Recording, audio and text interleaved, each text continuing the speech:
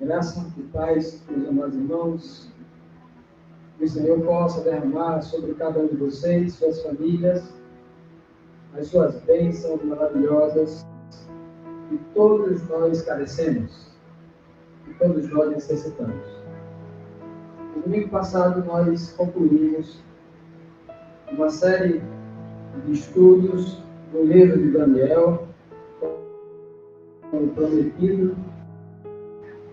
E antes de nós começarmos uma série de estudos falando sobre o santuário, irmãos, e passarmos aqui alguns estudos solicitados por eles. E nós vamos passar. Um desses estudos que nós iremos trazer hoje à noite é um estudo falando sobre o novo casamento, o divórcio e o novo casamento. Por que esse tema? Por que esse tema, o divórcio e o novo casamento? Quando a Bíblia ela não é compreendida, ou quando os pregadores, os estudiosos, pegam a Bíblia e no seu texto eles enrijecem a lei, eles tentam ampliar o rigor no mandamento, eles acabam criando uma religião do medo. Eles acabam, ao invés de fazer o bem, eles acabam fazendo o mal. Por que eu estou dizendo isso? Porque nós mantemos contato com pessoas espalhadas por todo o Brasil. E são muitos os casos de pessoas que não tiveram a sorte no primeiro casamento, por inúmeras circunstâncias. E não cabe a mim julgar as circunstâncias, nem a você. Só cabe a Deus julgar isso.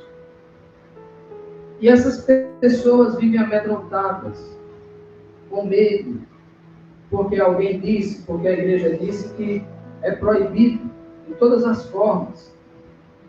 Enquanto o marido separado e a mulher separada tomaram um novo casamento, porque serão amaldiçoados, porque estarão no pecado de adultério continuadamente. E as pessoas ficam aterrorizadas, com medo de estar pecando contra Deus, acabam passando por circunstâncias que a religião parece mais um fardo, um peso. Quando a lei de Deus, ela não é isso, um fardo. Ela é leve, ela é suave, não é?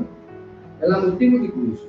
Então, pensando nesses irmãos que sofrem, a pedido deles também, nós trouxemos esse tema. Né? É um tema, nós poderíamos estar falando aqui hoje à noite sobre o amor de Deus, sobre o amor de Cristo, sobre como Ele nos toca, sobre uma série de temas que motivam a fé.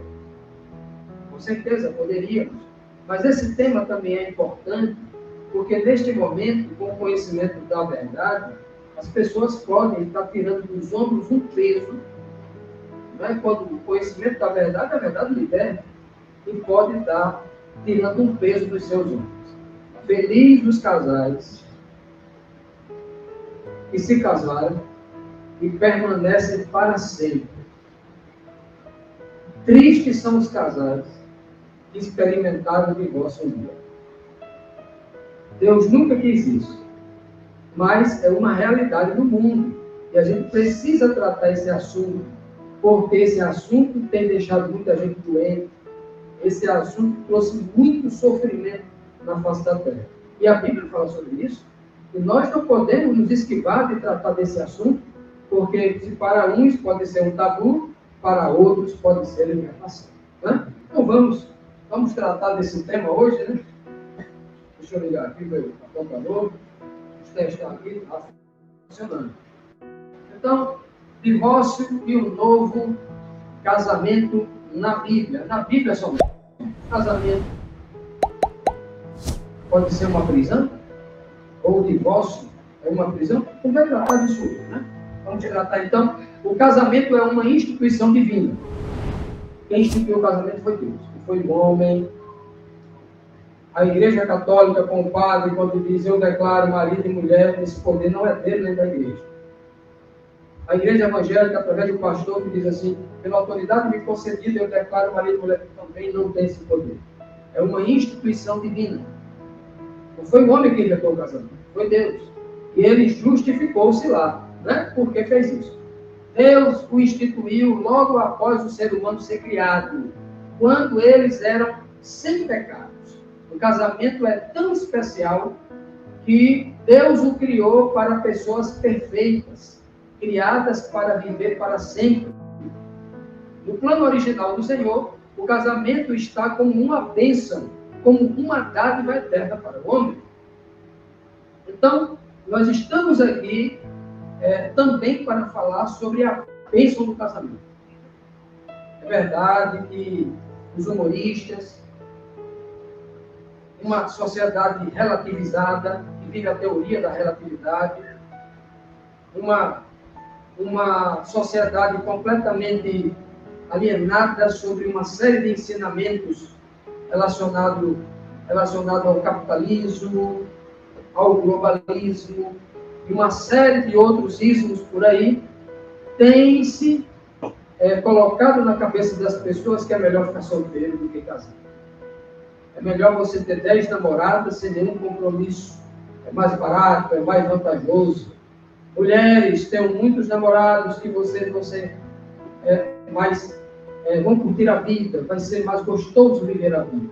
Homens, não se prenda a uma mulher só. A sociedade tem falado isso de forma implícita, né?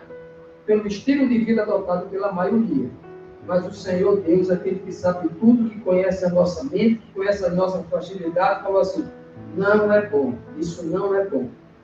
Você pode até sentir um prazer durante uma noite, um mês, 1 ano, 2 anos, 5 anos, mas a conta vai chegar. E quando a conta chegar aqui, você vai ter muitos problemas para resolver. Então é muito melhor seguir o que o Senhor, aquele que conhece todos os planos, elaborou para a gente. Ele elaborou um homem para uma mulher para um homem, para que eles vivessem eternamente. Esse é o plano original de Deus. Mas aí, irmão Pedro, é o pecado. O pecado, a exceção da regra, veio e bagunçou esse cenário. As pessoas que eram perfeitas se tornaram imperfeitas. E aí Deus agora, para não agir com a ele com misericórdia abriu exceções, justamente para não fulminar o homem.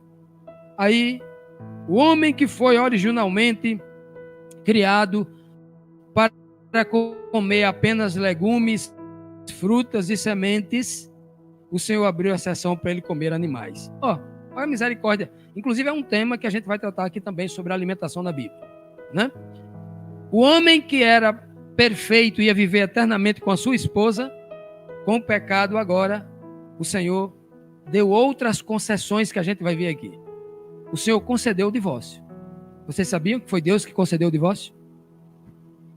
Nesse momento agora, tem um monte de crente radical, um monte de professos cristãos que estão agora tapando os ouvidos em eu dizer isso. Que Deus foi quem instituiu. O mesmo Deus que instituiu o casamento foi o Deus que instituiu o divórcio. Já imaginou isso? Não porque ele ame o divórcio, mas porque ele ama o ser humano. Ele continuou amando o ser humano pecador. E ele continuou providenciando meios misericordiosos para que o homem tivesse uma segunda chance, para que o homem pudesse se arrepender, para que o homem pudesse se consertar. E Deus fez muitas outras coisas, além destas que eu estou falando para vocês, por amor ao ser humano. Porque ele, com a sua misericórdia, como disse Davi, elas são infinitas, elas permanecem para sempre. Pois é, vamos então aos princípios dessa verdade. Começo com a seguinte pergunta. Primeiro, pessoas perfeitas que receberam uma dádiva perfeita, o casamento é uma dádiva perfeita,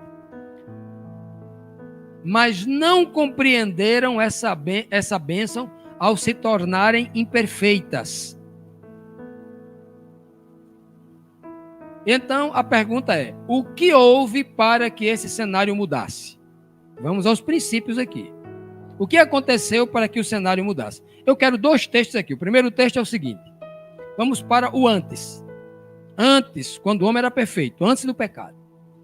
E disse Adão, quando o Senhor tirou dele a costela, fez Eva e deu Eva para ele, essa aqui vai ser a tua ajudadora, adjuntora, auxiliar, companheira. Olha só. O teu braço direito, a tua bengala, o teu suporte. Olha que coisa linda. Nesse sentido. Olha que coisa linda o Senhor está dando, né? Muita gente, embora escutando isso que eu estou dizendo aqui, está pensando que eu estou dizendo que a mulher é inferior. Não, eu estou falando, tem coisa mais linda você ajudar alguém? Se todo o sentido da obra de Deus é servir ao outro. Eu não estou falando da mulher como serva, não. Estou falando no sentido de auxílio. Se a mulher era auxiliar de Adão, Adão era o que dela? Era 10 vezes mais servidor dela, porque ele era protetor. Ele tinha que amar e ser capaz de dar a própria vida por ela. Qual é a maior responsabilidade, né? Pois bem, vamos lá. Então, e disse Adão, esta agora é osso dos meus ossos e carne da minha carne. Esta será chamada mulher. Algumas versões falam varoa, né? A palavra aqui é Adam. Adam. Porquanto do homem foi tomada ou foi tirada do homem. Portanto, deixará o homem o seu pai e a sua mãe, apegar-se-á ou unir-se-á a sua mulher, e serão ambos uma carne, ou uma só carne. Aqui, Adão, quando viu Eva, qual foi as palavras dele? A maior declaração de amor de toda a Bíblia, né? Não está aqui?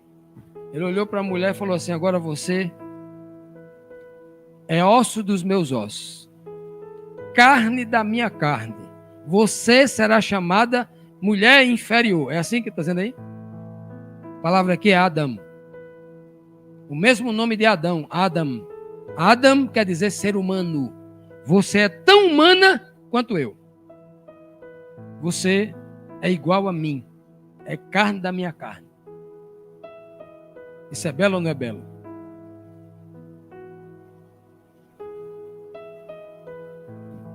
O feminismo diz que a mulher é maior do que o homem. O machismo diz que o homem é maior do que a mulher. Sendo os dois seres humanos. E essa briga louca que não acaba nunca. Tem mulher que se disser que o homem é melhor em alguma coisa, a mulher quer matar o homem. Se o homem disser, né, se o homem disser que é, ou se a mulher disser que é superior ao homem, que tudo que o homem faz, a mulher faz, que é uma verdade, né? Quase tudo, né? Porque tem coisas que a mulher faz que o homem não faz. Tem coisas que... E vice-versa, não é assim? Pois bem. E nenhum é maior ou melhor do que o outro. Quando Deus criou separação entre os dois, era para que os dois se juntassem e formassem uma só carne, como um só corpo, como um só ser, para servir de tipificação para a relação do pai e do filho, os dois seres, a quem todo o exemplo do mundo deve ser seguido. Quando Jesus fala, eu e o Pai somos um em espírito, a tipologia de Adão e Eva é, eu e você somos um em carne. E essa é a beleza que tem aqui, ó. Uma só carne. Então, quando um casal se junta, naquele momento, o corpo da mulher já não pertence mais a ela. Pertence ao homem. Paulo diz isso. Naquele momento, o corpo do homem já não pertence mais a ele. Agora é a mulher. A mulher não pode dizer para o marido, não, eu estou casada com você, mas você não tem acesso ao meu corpo. Eu não quero ter relação íntima com você. Não tem isso. Ele é o dono do seu corpo. Da mesma forma como a mulher quer manter uma relação íntima com seu marido, ele falou, não dá certo não. Ela é dona do seu corpo e ele é dono do seu corpo.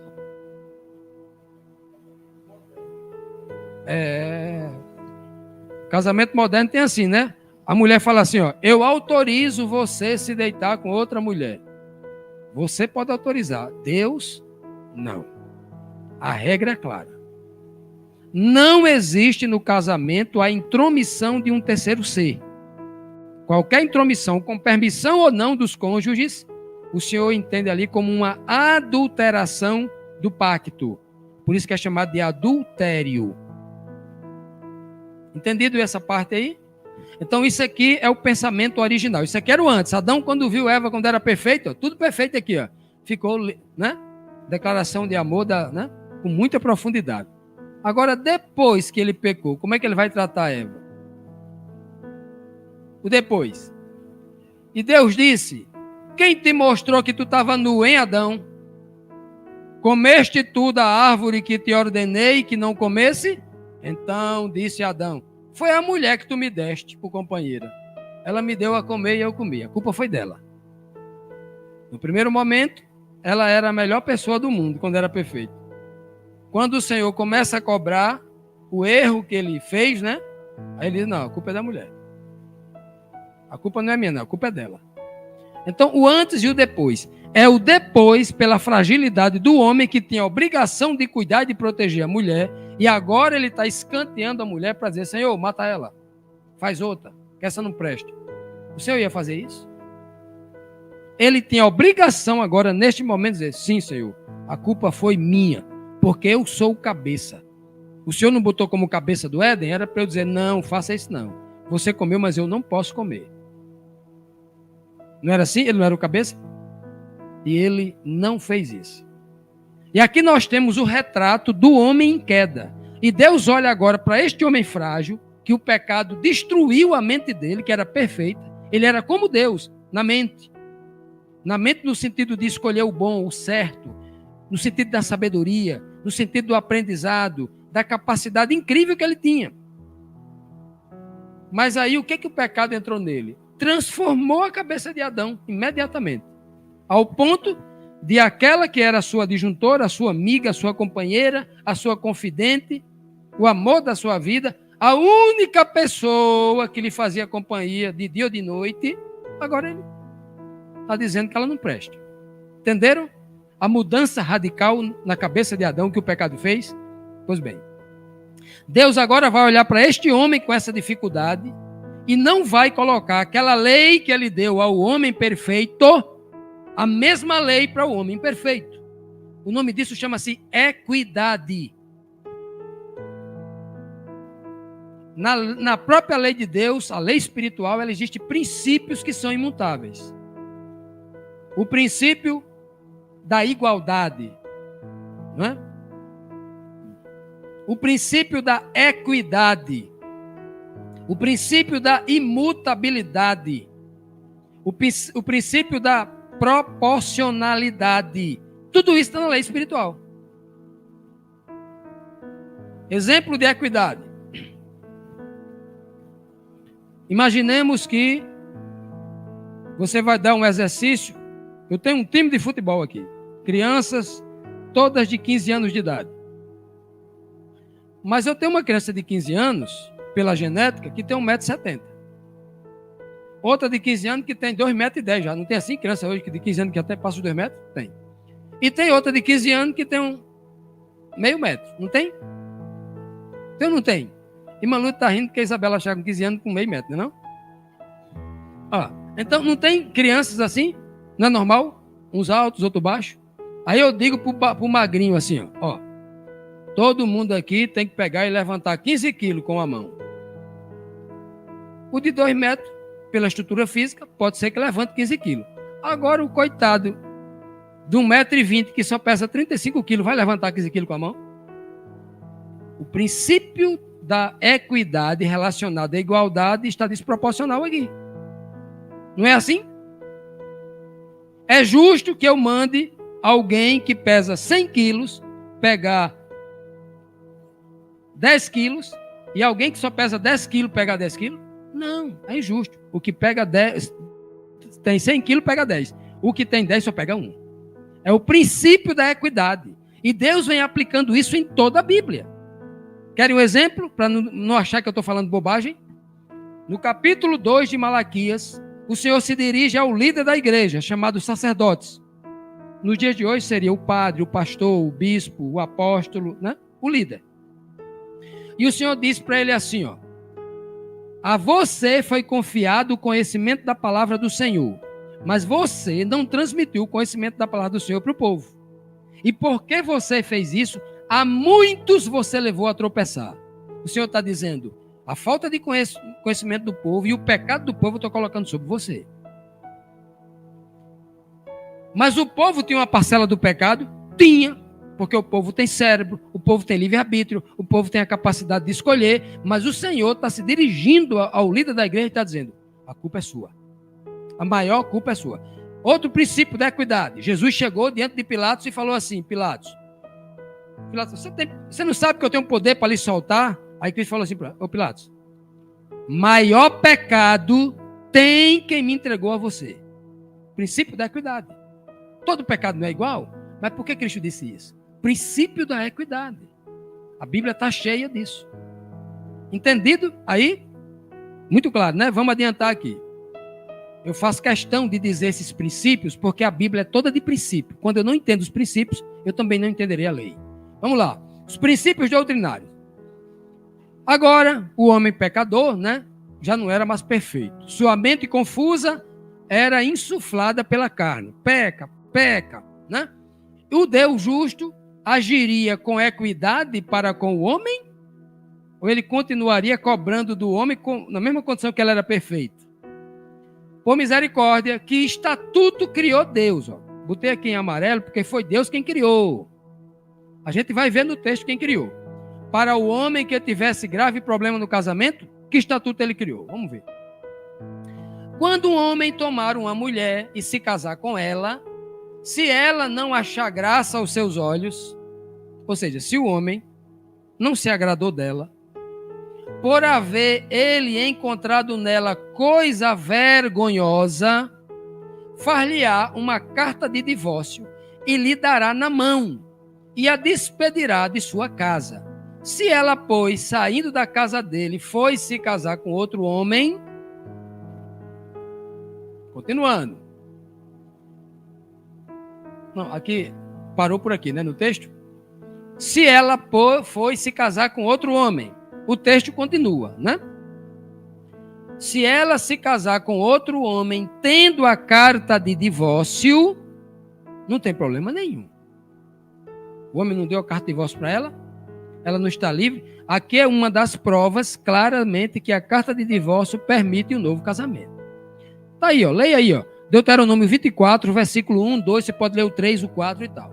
Então, o texto é muito claro, dizendo que quem está dando essa carta de divórcio aqui, autorizando a carta de divórcio, isso aqui é no capítulo 24 de Deuteronômio. O Senhor começa a falar lá desde o capítulo 14, é ele dando instruções diretas, é ele que está orientando aqui. Esta fala aqui é o Senhor falando com Moisés. Moisés, quando o homem tomar uma mulher para se casar e encontrar nela coisa vergonhosa, ou seja, um motivo claro de quebra do contrato do casamento. Uma coisa vergonhosa. Não, eu não gostei nela por incompatibilidade de gênio. Não tem isso, né? Compatibilidade de gênio. A mulher tem um gênio muito forte, o homem tem um gênio muito calmo. A mulher tem um gênio muito calmo, o homem tem um gênio muito forte. Aí não tem muita separação por incompatibilidade de gênio, não tem? Inclusive a justiça, infelizmente, prevê isso. Incompatibilidade de gênio é motivo de divórcio. Hoje é assim. Pois bem, mas aqui não está dizendo isso. É por motivo de coisa vergonhosa. E o que é coisa vergonhosa no tempo de Moisés aqui, 3.500 anos atrás, e hoje? Você tem que ir agora. Por isso que a Bíblia botou o termo coisa vergonhosa. Porque isso é uma questão cultural. Ele não delimitou o que é coisa vergonhosa. Cristo, por exemplo, nos dias dele, 1.500 anos depois, ele cita o que poderia ser coisa vergonhosa. Ele dá um exemplo. Motivo de porneia. No grego, quer dizer, Cristo falou em grego não, isso é uma tradução aproximada. Motivo de vergonha, motivo sexual, prostituição, indecência, imoralidade ou atos que envolva a questão da sexualidade. Ele dá um exemplo, não é só por isso não. Existem outros motivos que ele não cita. Mas o homem preso à letra morta fala, só pode ter divórcio se tiver adultério. Meu amigo, leia o texto direito. Coisa vergonhosa. Se você tem uma esposa naquele tempo e a mulher vivia, era mal falada, porque via roubando a coisa dos outros, era um motivo, não tem nada a ver com sexo, não. Com adultério, com prostituição, com relações sexuais indecentes, não. Com imoralidades sexuais. Não, é coisa vergonhosa, ela é muito abrangente. Então, quando Cristo diz no Novo Testamento, a não ser por questões graves, sexuais, por exemplo, ele dá um exemplo. Ele não está dizendo que o casamento só se acaba quando for por questões sexuais, adultério, não. E aí cabe o homem espiritual entender isso, porque o princípio foi estabelecido em Deuteronômio 1.500 anos antes de Cristo falar.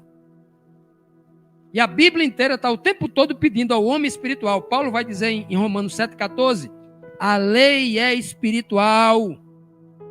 Então, a lei que ele fala é a escritura. A escritura é espiritual. Não fique preso à letra morta. Então, essas pessoas que criam essa doutrina do medo sempre estão presas à letra morta. Sempre é assim. Não conseguem entender o texto. Pois bem, então, o texto é muito claro em dizer que o homem poderia dar carta de divórcio à sua mulher, acabar o casamento, e a mulher, saindo da sua casa, poderia se casar com outro homem. Que é o que o texto diz. Ok? Então, no princípio da lei, o divórcio permite o novo casamento. Até porque a palavra de divórcio, ela já está dizendo rompimento. Já está, justamente, esse é um dos motivos pelos quais a carta de divórcio era dada. Para possibilitar o novo casamento. É o sentido do divórcio. O segundo sentido era para que a mulher não fosse, naquela época, a mulher não trabalha como hoje. Hoje as mulheres, tem mais mulher trabalhando no mercado que homem hoje. Mas antigamente não era assim. Só quem trabalhava era o homem. Uma mulher que não era casada, ela ia morrer de fome. Ou ela ia para a rua virar uma pedinte, ou ia se prostituir para poder ter o que comer. Por isso que Deus disse, dê carta de divórcio. Para que a mulher seja livre e outro homem a ampare para que ela tenha, né, uma vida digna. Olha o que diz o texto aqui, olha o contexto. Aqui, ó, é o texto de Deuteronômio 24, versículo 1 e 2. Mas aonde Deus começa a conversar, que isso é uma fala só. Ele começa no contexto, já no capítulo 2 aqui, ó, quando ele começa. Ele diz assim, ó, são estes os estatutos e os preceitos que tereis cuidado em observar na terra que o Senhor Deus, né, dos vossos pais, vos deu, para possuirdes por todos os dias que vivedes sobre a terra. Então ele vai dizer, são esses os estatutos e os preceitos. Ele começa a dizer, capítulo 12 tem um monte de preceito, capítulo 13, 14, 15, e no capítulo 24 ele dá o preceito do divórcio. São preceitos que o Senhor Deus deu. Não foi Moisés que deu, não. Foi o Senhor Deus que disse, Moisés, diga ao povo, ao homem que dê carta de divórcio assim, assim. Princípio da verdade. O divórcio foi dado por Deus. Por quê? Porque Deus ama o divórcio? Não, por uma necessidade do homem. A carta de divórcio dava direito ao novo casamento. Isso é uma verdade absoluta. O marido poderia retornar para sua ex-esposa, que já tinha sido de outro homem. Houve uma separação. Separação é diferente de divórcio, viu? Separação é você dizer, mulher, estou indo embora. Quero nunca mais ver a tua cara. Ela diz, vai, não sei com quem, né? Só não diz que é com Deus. Vai embora. Se separou o joio, né? Se ele não deu a carta de divórcio para ela, isso é o que é o nome disso? Separação. Divórcio é quando tem a carta de divórcio. Ok? Tem gente que não sabe nem ler esse detalhe na Bíblia. A gente está confundindo essas duas coisas. E a gente vai explicar esse detalhe. Vamos lá. Então o texto aqui é muito... A pergunta aqui, né, a afirmação. O marido poderia retornar à sua ex-esposa? O marido foi embora, a mulher ficou. E aí, a mulher, ele separou da mulher. A mulher arrumou outro homem. A mulher se deitou a outro homem. Como ele não deu carta de divórcio a ela, ele agora quer voltar para ela. Ele pode deitar com ela? Vamos perguntar à Bíblia se pode. Porque tem igrejas aí tem ministérios aí ensinando assim, olha, você está casada com outro homem, você também se descasa e volta. Olha o absurdo. Pessoas que já estão casadas há vários anos, que já têm filhos com outro homem, tem que separar daquele homem, destruir mais uma vez a família, para voltar para o primeiro casamento. Tem gente pregando esse absurdo. Olha o que é que a Bíblia... Mas eles não leram a Bíblia. Porque o marido não poderia retornar à sua ex-esposa depois dela ter se deitado com outro homem. Por quê? Olha o que o Senhor diz. Deuteronômio 24, 2 e 3 diz assim: se ela, pois, saindo da casa dele, foi se casar com outro homem, e este também desprezar, e fazendo-lhe carta de divórcio, lhe der na mão dela a carta de divórcio, e despedir de sua casa, ou se este último homem que a tomou para si por mulher vier a morrer, tanto faz. Continuando o texto.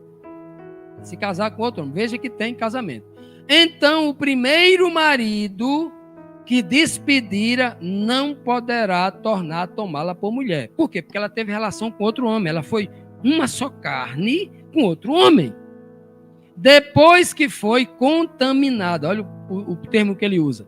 Por isso é abominação o Senhor, perante o Senhor. Não farás pecar a terra que o Senhor, teu Deus, te dará por herança. Olha, te dá por herança. Veja que, noutra parte, ele vai dizer assim, olha. Aquele marido que se deita com a mulher, que um dia foi sua, mas que agora houve separação, ou houve até carta de divórcio, como diz o texto, e essa mulher se deitou com outro homem, ele não pode voltar mais para ela. Porque se deitando com ela, diz a Bíblia, ele está se deitando com o marido dela. Ela não foi uma só carne com ele? Então, quando ele se deita com essa mulher, ele está se deitando também com o marido dela. E aí ele está cometendo abominação. É como se estivesse deitando com o próprio homem. É o que a Bíblia ensina. Mas tem gente, irmão Pedro, incitando isso. A voltar para a mulher que já teve outro homem, que já teve para voltar. E o Senhor chama de abominação isso. Já imaginou?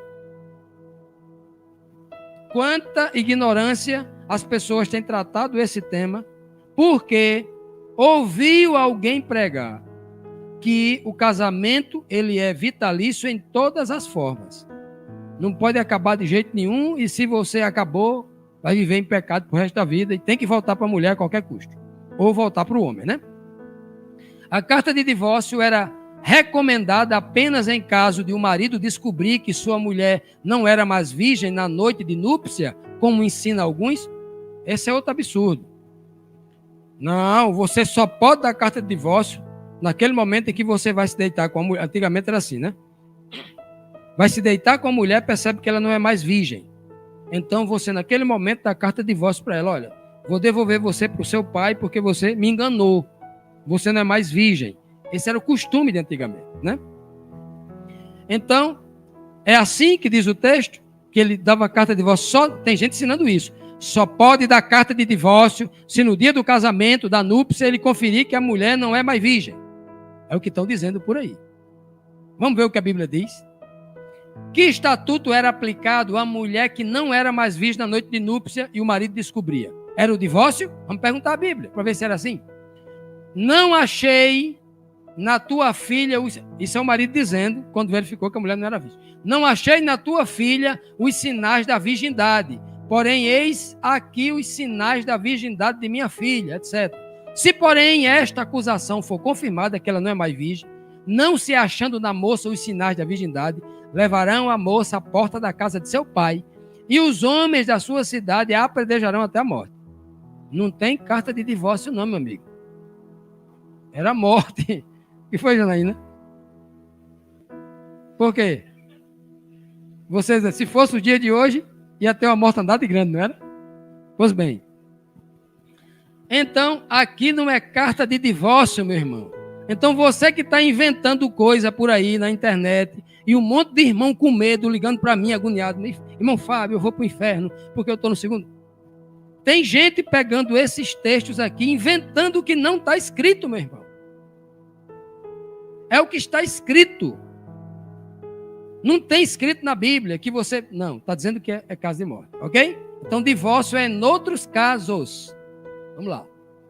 Não queira colocar isso em prática hoje não, viu? Isso aqui era um costume antigo. Um costume antigo. Um costume que permanece para sempre é a palavra. É o comprometimento. Se você combinar com a mulher e disser assim hoje para ela assim, olha, eu vou casar com você virgem e você vai casar comigo virgem. Está combinado? Se não for assim, não vale? Pronto. Aí você vai casar com ela e ela não cumpriu. Você pode separar. Por quê? Não foi combinado? Porque isso é um princípio. Princípio do voto, um princípio da fidelidade, um princípio da honradez. Mas se não, é um costume. É escandaloso hoje duas pessoas se casarem e um não querer saber do passado do outro. Não tem nada de escândalo nisso. É escandaloso para a igreja? Para mim não é. Na verdade, o homem maduro espiritual não se escandaliza com nada. Só quem se escandaliza é o crente carola. Ele escandaliza com tudo. Ele fica na igreja procurando assim, ó. Deixa eu ver aquela irmã que está usando um sapato vermelho, né, Neide? Um sapato roxo, um vestido curto, um vestido longo, né? Uma peruca. Eu vou procurar para eu acusar. Então, cuidado com esse tipo de cristianismo, porque não tem nada a ver com a palavra de Deus. Não ajuda ninguém, não edifica ninguém, só atrasa a igreja, só atrasa inclusive quem é o observador dessas coisas inúteis. Falando os sacerdotes, aos sacerdotes, Cristo falando aos sacerdotes, separados para serem santos, porque todo sacerdote é como se fosse uma nação santa. Olha, vou falar uma coisa aqui que eu espero que não escandalize vocês. E nem que vocês achem que eu estou querendo me sobressair como se eu fosse melhor do que vocês. Não sou melhor. Eu sou inferior a vocês. Porque é de fato e de verdade como eu me sinto. Inferior a vocês. Mas quando Deus coloca um homem para ser sacerdote, e eu sei que o Senhor me chamou para fazer uma obra, é um chamado que eu tenho para fazer a obra. Isso não me faz melhor do que ninguém. Pelo contrário, faz o menor. Porque eu sou o servo, é aquele que serve. Então o Senhor é aquele que manda em mim, eu sirvo a Ele, não é esse? Eu sirvo a vocês que mandam em mim. Todo homem que vem aqui, ele se torna servo. Ele não manda em vocês, é vocês que mandam nele. Não é assim a relação servo-senhor? É assim. Pois bem, então o que eu vou dizer para vocês aqui é muito sério. Não para me engrandecer, mas para me diminuir. Quando o Senhor me chama para ser sacerdote, ou líder, como vocês queiram, pastor, qualquer nome que vocês queiram colocar. Para mim, nenhum desses títulos é importante. O importante é servir.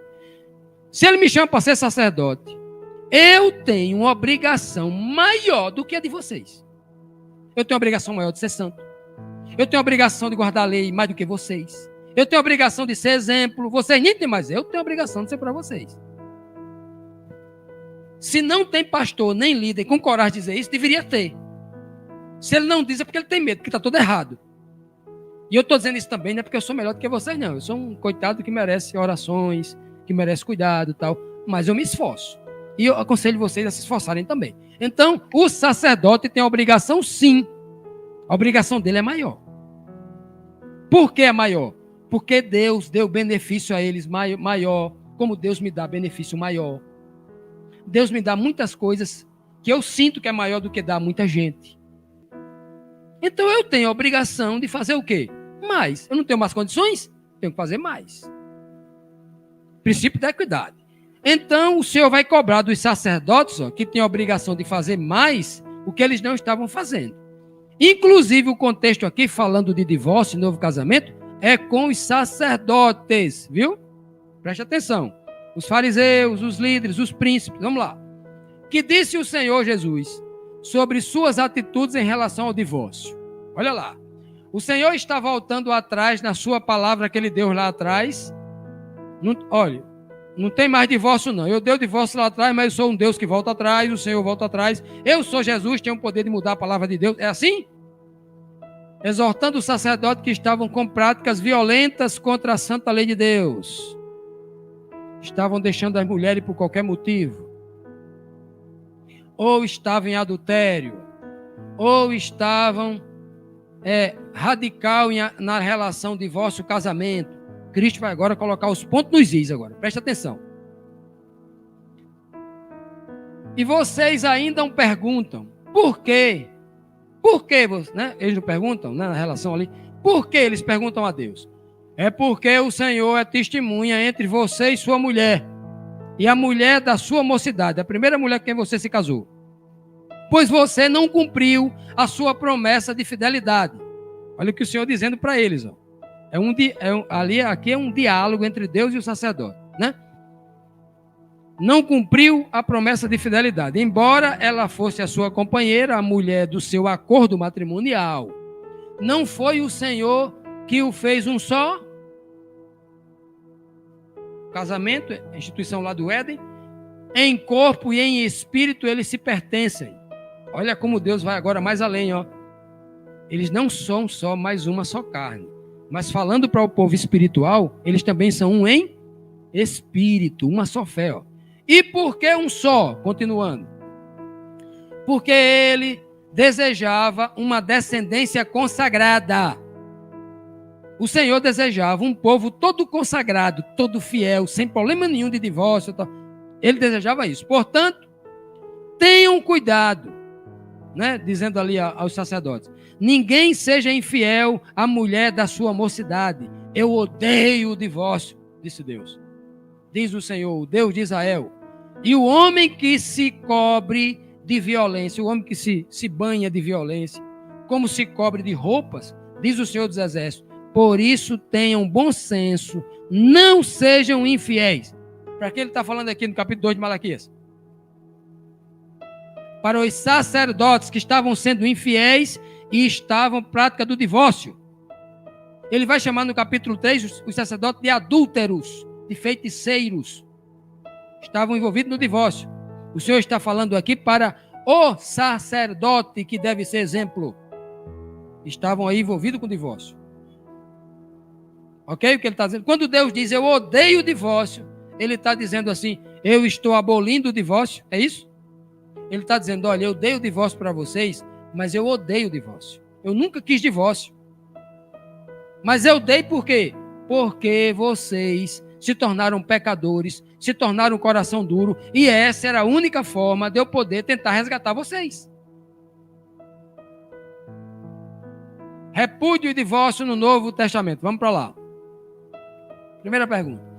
Paulo fez clara distinção entre o termo separação, ou repúdio, que é a mesma coisa, separar, repudiar, e da carta de divórcio, que legaliza o fim do casamento. Carta de divórcio é uma coisa. Separar, repudiar é outra coisa.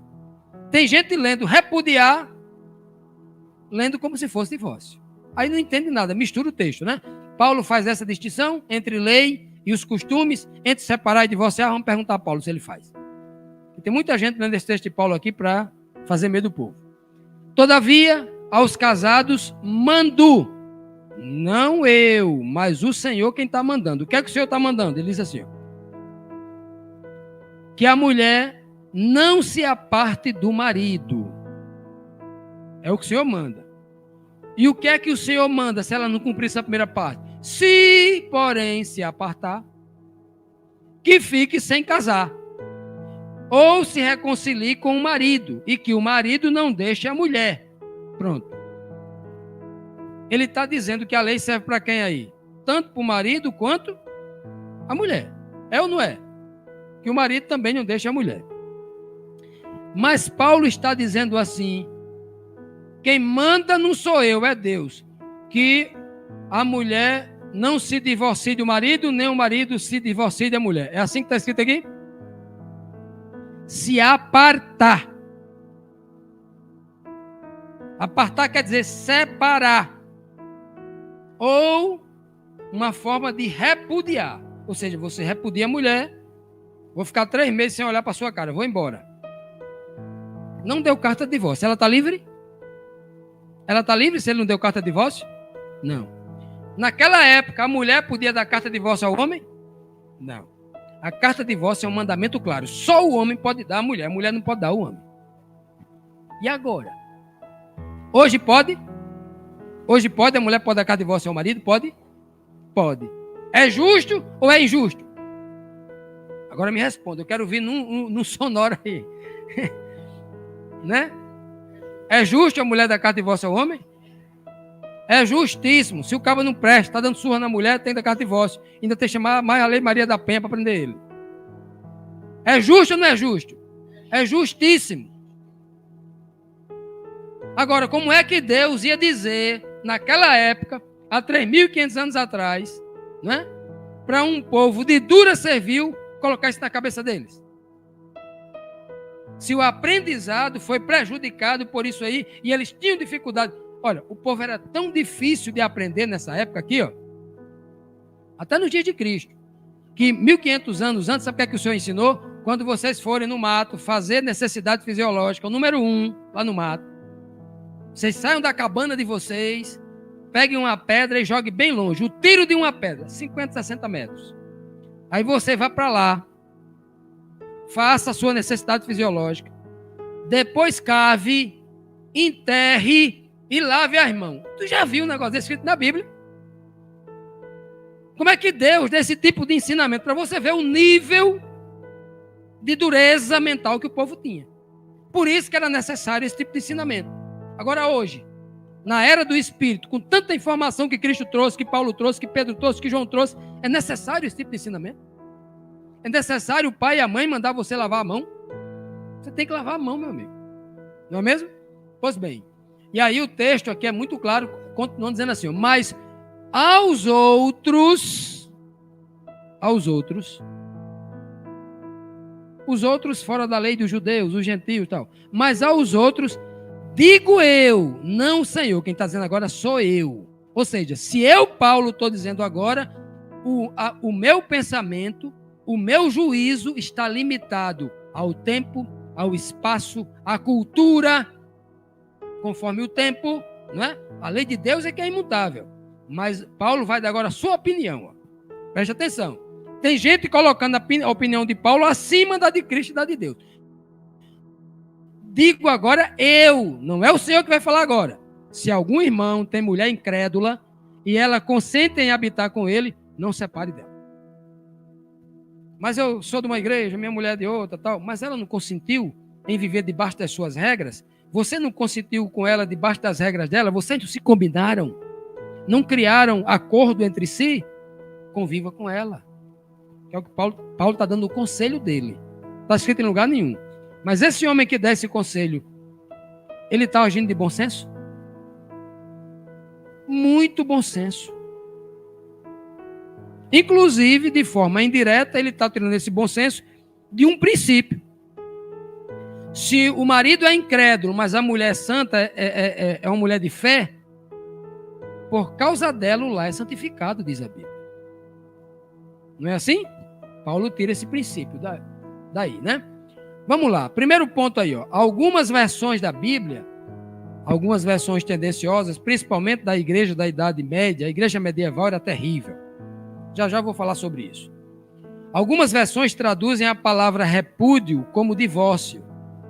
Mas você pega outras versões da Bíblia, está lá, divórcio. Aí você pega outras versões mais honestas ao texto antigo, aí vai falar o termo repúdio. Cometendo um equívoco grave. Inclusive, alguns irmãos também não sabem separar a palavra repúdio de divórcio. A palavra grega usada para repúdio é horisti. Está aí no grego. Devendo ser entendido como deixar, como separar, como romper a relação, sem a legalização documental. Isso é repúdio, ou separar, ou deixar a mulher, ok? Isso é repúdio. Então tem gente lendo quando lê repúdio, aí entende divórcio. Continuando. Já a palavra usada comumente para divórcio na Bíblia é apolion. E tem umas séries de variantes aí, né? Depende as variantes, porque é um verbo que vai conforme a conjugação, né? Apolios, né? Apolus, são várias variações aí, conforme o verbo. Como falou Jesus contra as práticas acerca do repúdio e acerca do divórcio nos dias do primeiro século, nos seus dias? Jesus também faz clara distinção entre o repúdio e o divórcio? Cristo é claro demais. Ele faz, olha que texto lindo. Ó. Ele diz assim, ó, Também foi dito, está dizendo que já está escrito lá no Antigo Testamento, também foi dito, quem repudiar sua mulher, dele também o quê? Carta de divórcio. Olha a distinção que ele faz aqui, ó. Repudiar é uma coisa, carta de divórcio é outra. E por que tem gente misturando as coisas? Para endoidecer a cabeça do povo, para criar um medo na cabeça do povo. Quem repudiar a sua mulher, ou seja, quem deixar a sua mulher, também dê carta de divórcio. Não é? Não é só deixar, não. Dê a carta de divórcio para que ela seja livre. E você também, porque se você não der carta de divórcio, você também não pode se relacionar com outra pessoa. Porque há um vínculo ainda entre os dois. A carta de divórcio é uma espécie de alforria, com certeza. Naquele tempo era. Eu ficaria até mais bonita a alforria, porque a mulher estava livre, né? Para casar novamente. Pois bem, eu, porém, vos digo que todo aquele que repudia sua mulher, a não ser por motivo de infidelidade, alguns, olha, está vendo aqui, no grego é porneia, infidelidade aqui é porneia. Porneia está vinculada à questão sexual. Olha, Jesus pregou em grego? Jesus pregou em grego? Mas tem gente presa à letra morta dizendo assim, olha, no grego, olha, porneia, dá estudo, passa 2 horas para dizer porneia. Jesus não pregou em grego não, meu amigo. A palavra porneia já é uma tradução do que Cristo pregou em aramaico. E qual é a tradução? Aquela que a gente viu lá do princípio. Coisa vergonhosa. Escândalo. Por motivo de infidelidade, quem fizer isso faz da mulher adúltera. E quem casar com aquela repudiada, não é divorciada não, comete adultério. Só comete adultério se ele separar da mulher, for para um canto, ela para outro, e outro cara vem e se casa. Se casar quer dizer se deitar com ela. A relação do matrimônio, a relação sexual do matrimônio. Se ela tiver repudiada, não está dizendo se ela tiver divorciada, porque divorciada ela está livre. Por que as pessoas não entendem isso? O texto é claro. Só comete adultério se ela tiver repudiada, apenas separada. Mas se tiver divorciada, documentalmente ela está livre para se casar novamente com quem ela quiser. Ok? Da mesma forma, ele. Agora, Cristo está colocando um ponto espiritual também importante. Porque o divórcio é permitido, agora eu vou dar divórcio por qualquer motivo. Não fui com a cor do cabelo da minha noiva. Antigamente as mulheres usavam um véu, né? No Irã, ela usa uma burca, fica só com uma telazinha assim, né? Você não olha a cara da mulher não, né? A mulher olha o homem, mas a mulher, coitada, ela não escolhe, ela vê a cara, mas o homem, meu amigo, não vê o rosto da mulher não.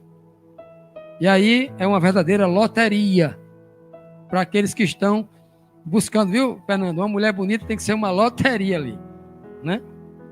É por isso que eles pagam dote muito caro, né?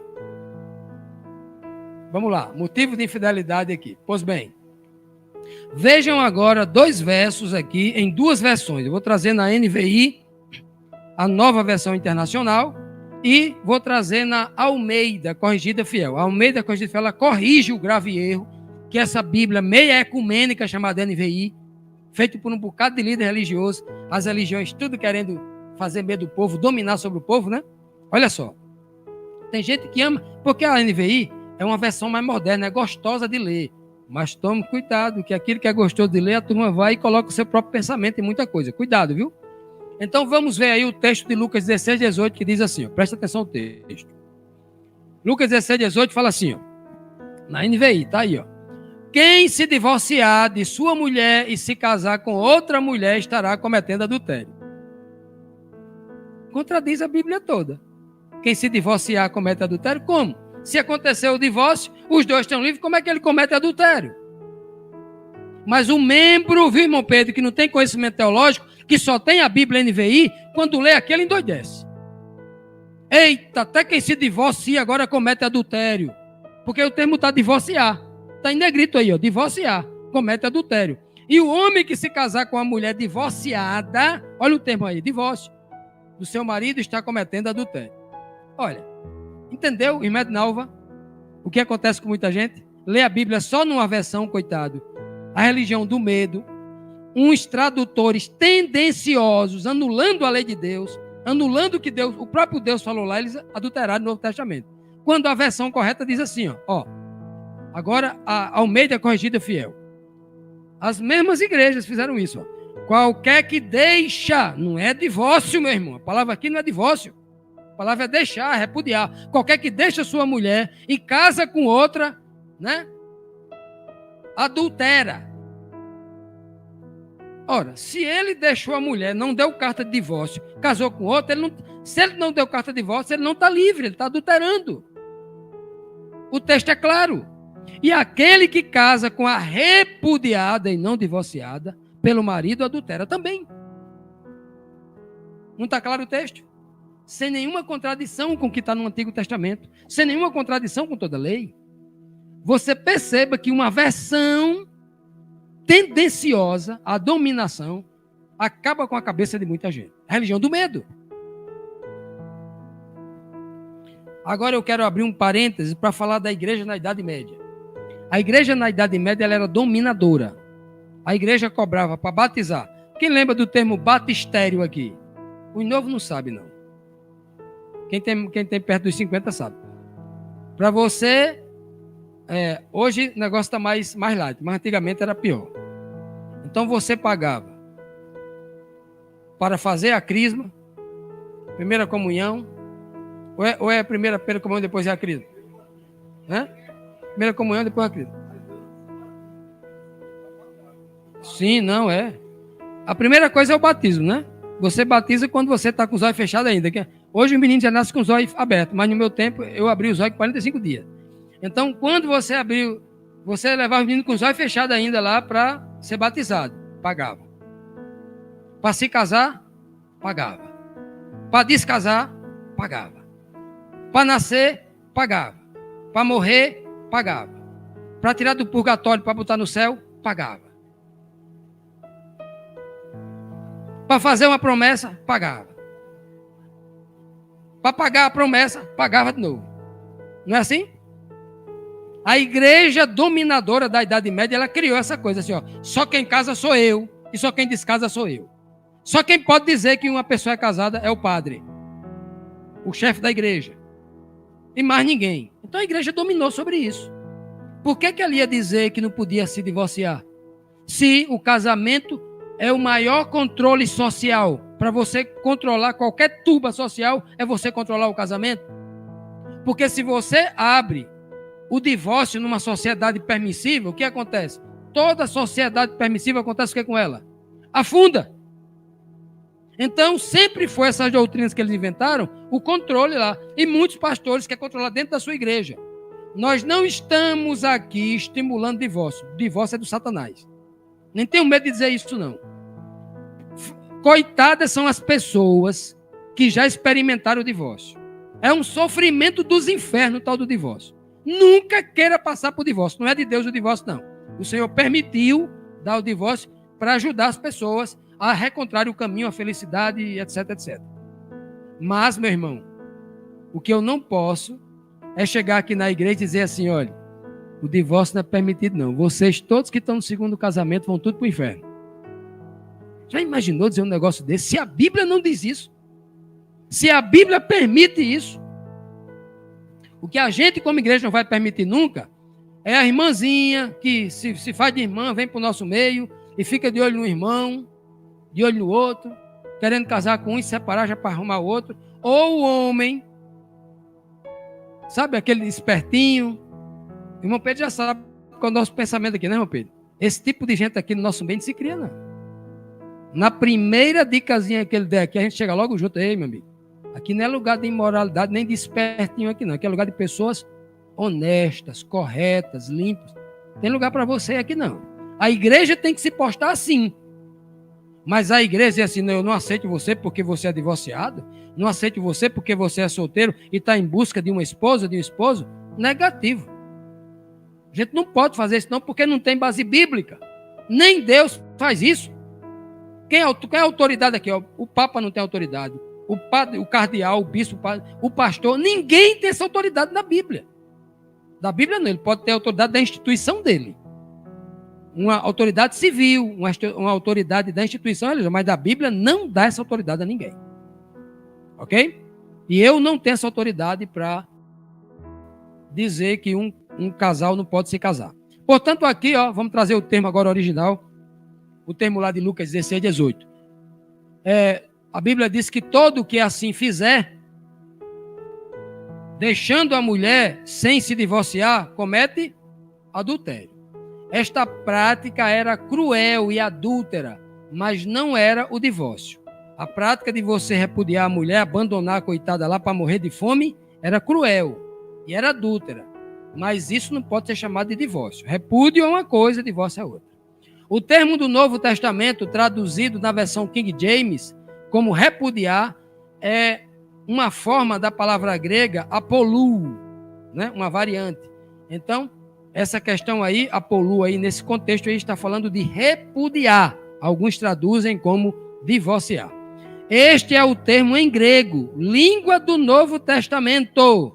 Mas a mesma palavra original da língua de Jesus Cristo e dos apóstolos, o termo é shalak, ou shalak, que quer dizer deixar. E por que o grego traduziu errado? Ou porque foi tendencioso? A língua original de Jesus e dos apóstolos é deixar, repudiar e não divorciar. Ok? Vamos continuar. Que faria um homem daquela época com uma esposa quando resolvia casar com outra? Deixava de lado, né? Há uma palavra para isso no Velho Testamento. O termo é shalak. É diferente da palavra hebraica para divórcio, que é essa palavra que eu não sei dizer. A bicha é muito difícil, né? Kerituf. É mais ou menos isso. É a palavra em hebraico para divórcio. E a palavra para repúdio é shalak. O texto de Lucas é shalak, né? E que significa literalmente a palavra kerituf, significa incisão, corte, o corte completo do vínculo matrimonial. O divórcio legal foi previsto e o novo matrimônio permitido. Essa é uma verdade bíblica. Shalak é casualmente traduzido imprecisamente no Novo Testamento como repudiada, né?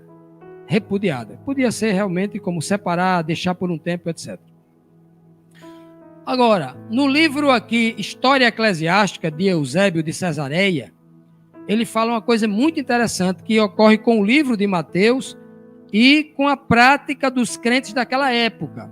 Os cristãos que, ignorantes, ou seja, que não tinham muito conhecimento das línguas, que saía do hebraísmo e se convertia ao cristianismo, ou que estava nas regiões gentílicas, nas cidades gentílicas, que falava grego, e a palavra estava em hebraico, que a maioria vem do hebraico, eles traduziam do hebraico para o grego como eles conheciam. Então, eles traduziram erradamente muita coisa aproximada. E aí, olha o que Eusébio diz. Olha, um dos historiadores do século 3 e 4, Eusébio de Cesareia, registra o que o Papias diz a respeito do evangelho de Matitiahu, o evangelho de Mateus, que foi escrito primeiramente na língua dos hebreus. Mas tem gente falando assim, olha, aqui no livro de Mateus está escrito no grego esta palavra. A história diz claramente que o livro de Mateus foi escrito, até porque é o óbvio, era a língua deles, escrito no grego, no hebraico, não? Escrito primeiramente na língua dos hebreus. E cada crente traduzia este livro para o grego como podia, como sabia. E aí está o grande problema das imprecisões até hoje.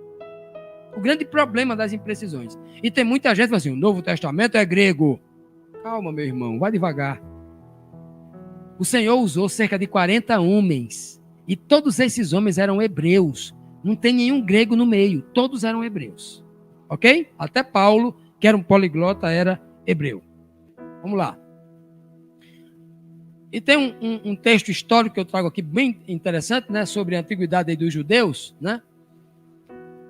The Life and the Work, por Flávio Joséfo, diz assim, aquele que deseja divorciar, isso é história antigamente, como dizia antigamente, aquele que deseja divorciar-se de sua esposa por qualquer razão, e em muitos casos isso ocorre com o homem, né? a mulher, o homem é quem tem essa iniciativa, é permitido dar testemunho por escrito, que não voltará, além da carta de divórcio, ele vai fazer uma carta por escrito, dizendo que jamais, né, voltará a casar-se com aquela mulher que ele se separou. Portanto, ela estará em liberdade de se casar com outro homem. Porque é o que a lei dizia. O divórcio dá liberdade para que a mulher case com outro homem. E o homem tem a liberdade para casar com outra mulher, né? Agora, o costume antigamente era o seguinte: muitas vezes o homem nem dava carta de divórcio. Ele tinha mais 10, mais 2, 3, 4, 5 mulheres diferentes. Mas a lei era de carta de divórcio. O homem não dava porque dava um desperto, né? Ele queria continuar no erro. Muitas vezes ele queria arrumar uma nova mulher e quando sentia saudade voltava para aquela outra, cometendo adultério, cometendo torpeza. E é isso que Cristo vai falar, e é isso que os apóstolos vão falar com muita força, né? Contudo, antes dessa carta de divórcio ser lhe dada a ela, né, não se permitirá casar novamente. Então veja que a carta de divórcio permite o novo casamento, mas sem carta de divórcio, não. É a história que diz, é a Bíblia que diz, é o Antigo Testamento que diz, está escrito assim. Quem está lendo errado, cuidado, leia a Bíblia direito, para não estar inventando o que não está escrito e nem causar medo do povo. Agora vamos para os textos, para a gente concluir, os textos descontextualizados. Vamos lá. Jesus respondendo aos religiosos que tentavam prejudicá-lo dentro do Estado, que resposta deu sobre o repúdio? Fala agora de repúdio, para não misturar repúdio com divórcio. Repúdio é o quê? Só deixar separar. Divórcio é o quê? Um documento legal que, diante da sociedade, diante de todos, que eles ali estão separados, podendo casar de novo. Que resposta espiritual deu Jesus aos religiosos que não entendiam a lei do Espírito? Olha o que Cristo vai dizer. Então chegaram ao pé dele, ao pé de Jesus, os fariseus, só aquela turma mesmo religiosa que queria dominar, né? Os fariseus tentando-o. O texto está dizendo aqui, eles chegaram para aprender ou chegaram para tentar? Jesus sabia que eles estavam tentando? Sabia. Não sabia? Pois bem, chegaram para tentar, dizendo assim para Jesus: Jesus, é lícito ao homem repudiar sua mulher por qualquer motivo? Olha a pergunta deles. Vamos entender a pergunta. Porque tem gente que lê assim, ó, é lícito você se divorciar da mulher. O termo aqui é repúdio. É lícito você deixar a mulher de lado por qualquer motivo e ir embora, abandonar a casa, sem dar carta de divórcio? Olha só. Presta atenção no texto.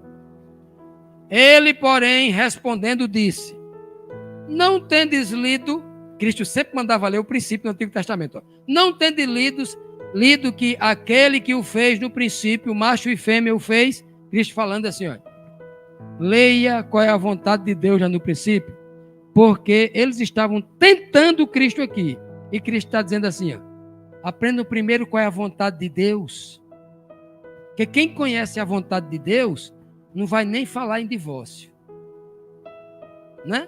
Vai entender o divórcio, vai tratar, mas vai nem falar. Olha o que Cristo disse para ele lá, o que mais? E disse, o verso, agora Mateus 19, 5, 6.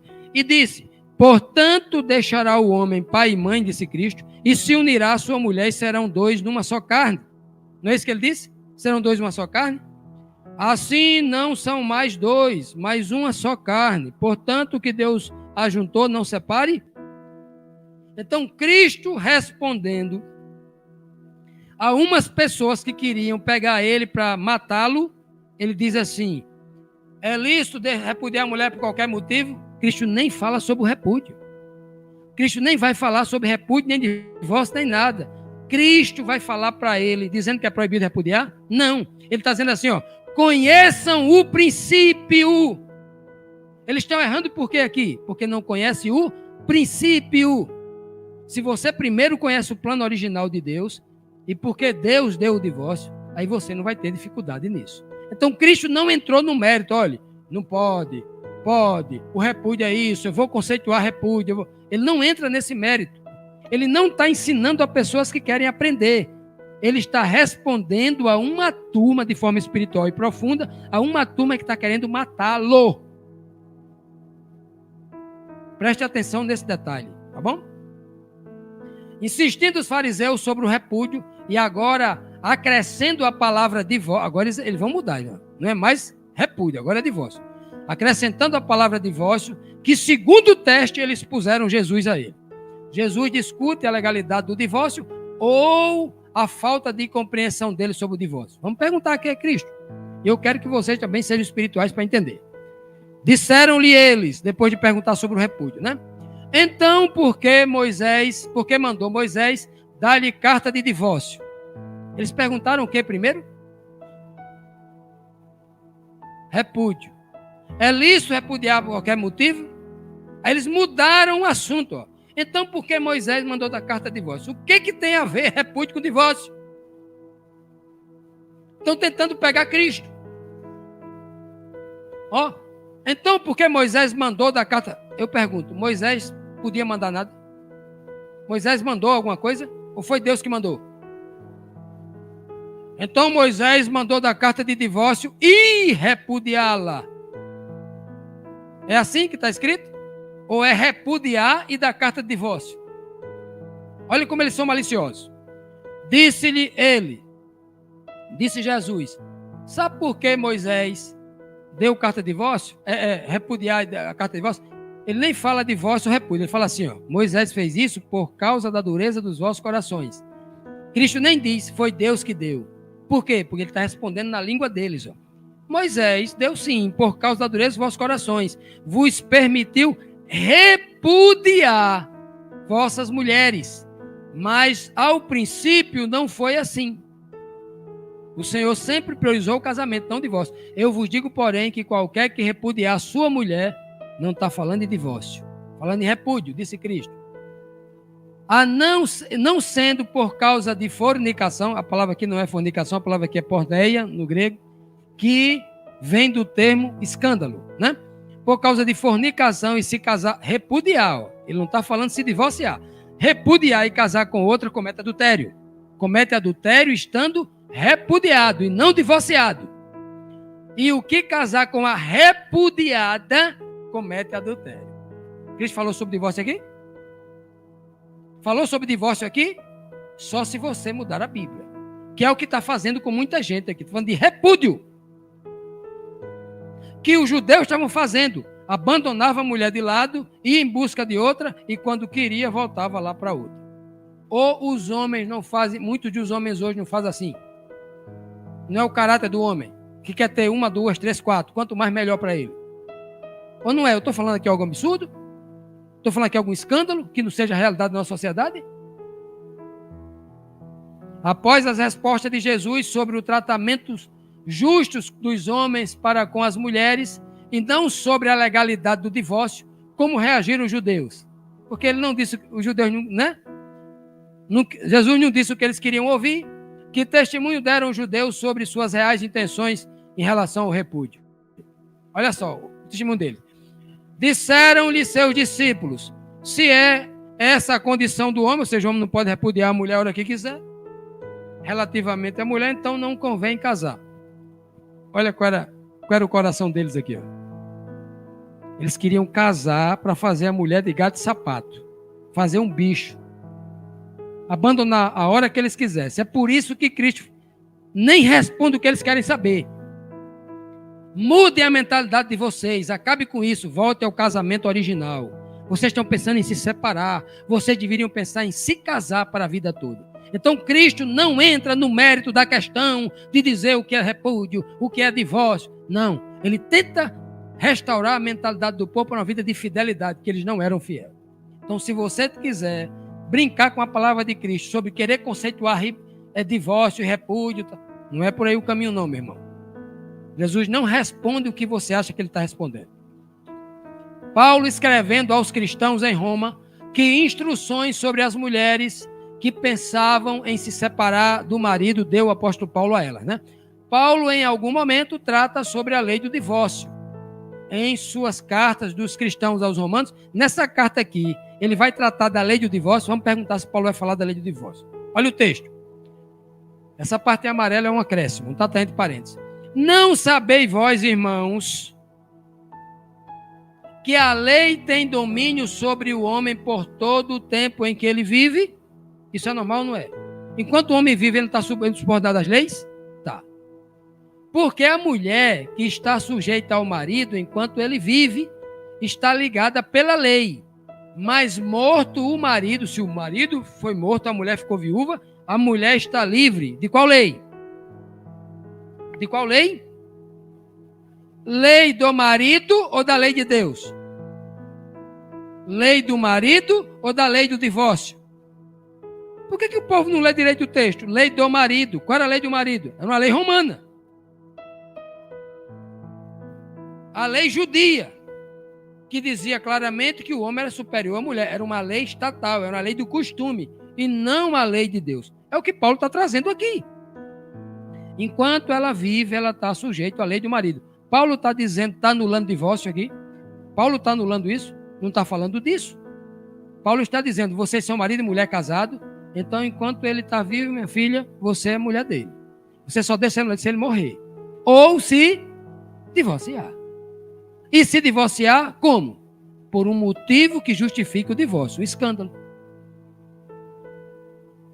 De sorte que, enquanto o marido viver, será chamada adúltera se for de outro homem. Ele está falando de divórcio aqui? Só se ela for de outro homem enquanto ele estiver vivo. Mas morto o marido, a mulher está livre da lei. Que lei? Do marido. E assim não será adúltera se for de outro marido. Não é isso mesmo aí, ó? Então veja como é claro que ela só não será adúltera se ela, ligado à lei do marido, o marido morrer. Se o marido morrer, ela viúva, ela pode estar livre para casar. Até porque o marido morto não vai dar carta de divórcio, né? Não tem como. Então ela já está livre automaticamente para casar. Paulo, no capítulo 7, não trata do tema divórcio. O tema divórcio ele não trata. Ele está falando do povo da igreja que vive dentro de uma igreja em fidelidade cristã que não está tocando em divórcio. Por que Paulo trata disso? Vou citar agora. Por exemplo, aqui numa igreja específica pequena do Rio Grande do Norte, um repórter foi entrevistar um pastor que a mulher estava... O pastor era casado com uma mulher e na igreja dele tinha uma criança que estava grávida dele. Uma criança de 16, 17 anos. E ele estava sendo julgado de abuso menor e era estupro, vulnerável e era uma cadeia braba nele. E o repórter foi e disse, não, o Senhor me revelou para mim que era para eu possuir aquela mulher, aquela menina lá. E eu falei para o pai dela e para a mãe dela e disse que foi Deus que me revelou em sonho, que eu tinha que me deitar com ela e ela iria produzir um filho igual a Jesus Cristo. O filho dela é o novo salvador do mundo. Olha o nível das pessoas. Eu acho até que muitos de vocês viram esse vídeo. Está muito na internet esses vídeos. E aí, olha, o que Paulo está dizendo praticamente aqui, dizendo assim, se aparecer alguém dizendo assim, não, nós somos todos irmãos, vivemos na mesma comunidade, não tem problema nenhum. Eu sou casado com a minha esposa, me deitar, é tudo irmão, eu deito com ela, não tem problema nenhum. Paulo, não existe isso não, só se o marido for morto. Porque Paulo não toca no tema divórcio aqui. E nem tem autoridade para anular o tema divórcio. Paulo não tem. Entendido esse detalhe? Porque tem muita gente aí que, lendo aqui, começa a imaginar coisas, deduzir coisas. Paulo não está tratando de lei de divórcio. Está falando da lei do marido. Considerações finais, vamos lá. Ao contrário do repúdio, a carta de divórcio que provém da lei, dada por Deus, provê um benefício de dignidade humana para as mulheres expostas ao abandono cruel, à poligamia, à prostituição e aos caprichos dos homens de coração duro. Não existe frase de maior impacto negativo nos corações dos cônjuges como ouvir o seguinte: eu quero me separar de você, ou me divorciar de você. É ou não é verdade? Quem está num casamento tranquilo, aí de repente chega o outro. Eu quero me separar de você. Já imaginou isso? Isso não é só injusto, aí é cruel demais. Coloca no lugar do outro, para você ver o que vai acontecer com a mente do outro. Eu já tratei um monte de casal assim. E eu já vi pessoas destruídas, sem força, sem sentido para viver, pensando até em se matar. E vocês, o que eu estou falando aqui, não é nada de estranho. Porque vocês, todos aqui já ouviram o caso de alguém, tal. Se aqui alguém já não tiver passado por essa experiência. Terrível. Então, meus amados irmãos, por séculos, muitas das comunidades cristãs têm interpretado esse ensinamento de Jesus como? Olha o erro, presta atenção nos erros. Primeiro, eu coloquei 4 aqui. 4 graves erros que a Bíblia não aprova, estão deduzindo errado, trocando palavra, pegando versões imprecisas para causar o medo. 4 pontos importantes do que nós estudamos hoje. Primeiro, o divórcio está absolutamente proibido, ou melhor, está permitido somente no caso em que se admita ou comprove o adultério público escandaloso. É assim que está escrito? Por um motivo justificado que seja escândalo, não é só adultério não, ok? Segundo, a pessoa divorciada não pode se casar novamente. Ora, se o divórcio é para isso. Segundo erro. Terceiro erro, uma pessoa divorciada que se casa novamente vive num adultério contínuo, chamado pecado continuado. Inventaram esse negócio, pecado continuado. Já imaginou pecado continuado? O que a Bíblia ensina é o seguinte, olha. Eu me separei de uma mulher, da minha esposa, me separei dela, aí fui e me casei com outra. O que é que eu fiz aqui? Não dei carta de divórcio. Ou mesmo se eu me separei dela, dando carta de divórcio, mas sem motivo. Sem motivo nenhum. A mulher boa, gente boa, fez nada de mal para mim. A minha carne, o meu interesse carnal que está de olho numa outra mulher, o meu desejo carnal que é outra. Então, sem motivo nenhum, eu me separei dela. Quando eu me separei dela e fui arrumar outra, dei carta de divórcio. Aí, me casei com essa daqui. O que é que aconteceu aqui agora? Eu cometi um adultério. Não cometi ou não cometi? Por quê? Porque mesmo dando carta de divórcio, eu dei sem motivo e fui maligno. Fui cruel, cometi um pecado contra ela, porque ela não tem motivo, a mulher é boa. Ou se aconteceu um escândalo grave, eu não dei carta de divórcio e me casei com outra. Também adultério. Não é assim que a gente entende? Que está na Bíblia? Agora, eu cometi um adultério, Neide, aqui, ó. Cometi um adultério agora. Reconheci que eu fui mal com aquela mulher que já se casou com outro, deitou com outro. E fui mal com essa daqui também. Reconheci a Deus, confessei meu pecado e continuo casado com ela. Eu vou continuar em pecado continuado? Pecado continuado? Se eu já cometi o pecado uma vez do adultério, confessei, e a partir de agora eu não vou deixar mais essa por outra. Pecado continuado é eu deixar essa daqui na semana seguinte por outra, deixar essa daqui na semana seguinte por outra, e toda semana, isso é pecado continuado, meu irmão. Criaram uma loucura que não está na Bíblia. Um pecado continuado para assustar o povo. 4. Uma pessoa que se divorcia não pode ser ordenada como diácono ou pastor. Também criaram essa lei. E aqui, uma série de casos em que a mulher traiu o marido, adulterou, outras mulheres abandonaram a casa de irmãos que eram pastores e tudo, abandonaram e foram embora.